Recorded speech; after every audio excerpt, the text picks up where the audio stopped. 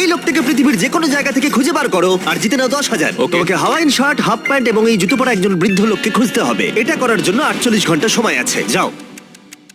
আমি যাবো। হ্যাঁ।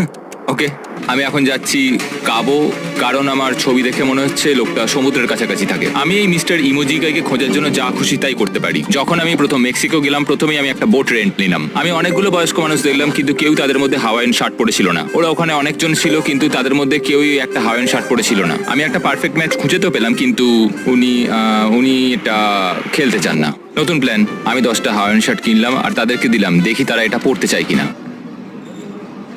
2 ঘন্টা কেটে গেছে, আমার মনে হচ্ছে এটা কখনোই কোনোভাবে সম্ভব নয়। আমি নিজেকে পরাজিত ঘোষণা করিয়ে দিয়েছিলাম, কিন্তু সেই সময় অদ্ভুত একটা ঘটনা ঘটলো। আপনারা বিশ্বাস করবেন না, আমার সামনে কে বসেছিল। আপনাকে দারুণ লাগছে। আমি মিস্টার বিস্টকে কল করছি। হেই, কনগ্রাচুলেশন, তুমি এই মাত্র জিতে নিলে $10,000। কি মানে? আরে সত্যি? আমরা কি হেলিকপ্টারে যাবো?